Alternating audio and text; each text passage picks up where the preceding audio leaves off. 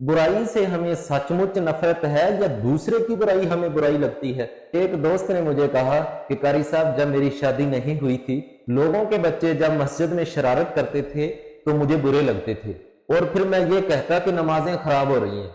और जब मेरे अपने बच्चे हुए तो फिर ना मस्जिद में शोर नजर आता है, ना मेरी नमाज खराब होती है। तो मुझे उस वक्त पता चला कि वो बच्चे बुरे मुझे दीन की वजह से नहीं, अपनी मुनाफिकत की वजह से बुरे लगते थे। कैसा खुश नसीब है वो जिसने एलानिया अपनी मुनाफिकत का जिक्र किया।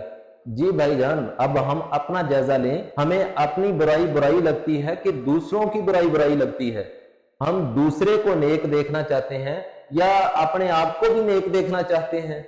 हम अच्छा हमसाया ढूंढते हैं, खुद भी अच्छा हमसाया बनना चाहते हैं। रसूलुल्लाह सल्लल्लाहु अलैहि वसल्लम ने फरमाया, वो बंदा खुश नसीब है जिसका हमसाया अच्छा हो। अगर मेरा हमसाया अच्छा नहीं, मैं क्या अपने हमसाये के लिए अच्छा हूं? जिसके अंदर ये चार चीजें हैं वो खुशबख्त है।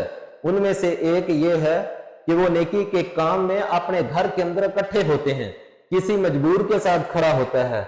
अगर खाना पकता है तो उसके खाने में गरीब इकट्ठे होते हैं, और बतौर हमसाया अपने हमसाये के लिए बहुत अच्छा है।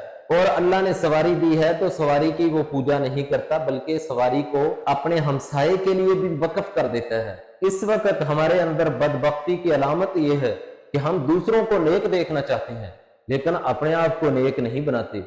हम दूसरों का अखलाक अच्छा देखना चाहते हैं लेकिन अपना अखलाक अच्छा नहीं करते।